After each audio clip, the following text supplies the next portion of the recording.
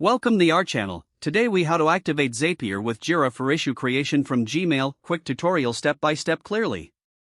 To activate Zapier with Jira for issue creation from Gmail, you'll first need to log into your Zapier account. Once logged in, click on the Make a Zap button to start creating a new Zap. In the Trigger section, search for and select Gmail. Choose the specific trigger event you want, such as new email. Connect your Gmail account by following the prompts to grant Zapier access. Once connected, customize the trigger by selecting the inbox and applying any filters you prefer.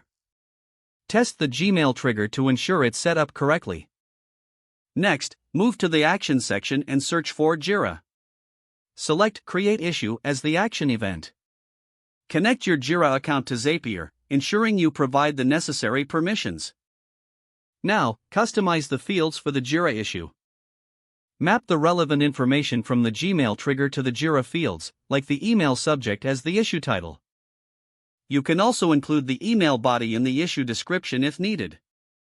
Once your customization is complete, test this action to confirm everything works as intended. If the test is successful, you can proceed to give your Zap a name for easy identification. Finally, turn on your Zap to activate the integration. Your Gmail emails will now automatically create issues in Jira as per your setup. If the page does not load, refresh the browser or try again in a private or incognito window. Make sure you are using the correct email address, then retype it carefully to avoid small typos. If your password is not accepted, use the reset option and create a new strong password you can remember. Check your spam folder for verification or security emails, then complete any requested confirmation steps. Enable two-factor authentication if available to improve account security and reduce unauthorized access risk. After signing in, review your profile details so your contact information and settings are accurate and current.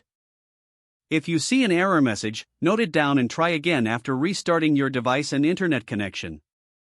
Log out when you finish, especially on shared devices, to keep your account and payment information secure. If the page does not load, refresh the browser or try again in a private or incognito window. Make sure you are using the correct email address, then retype it carefully to avoid small typos.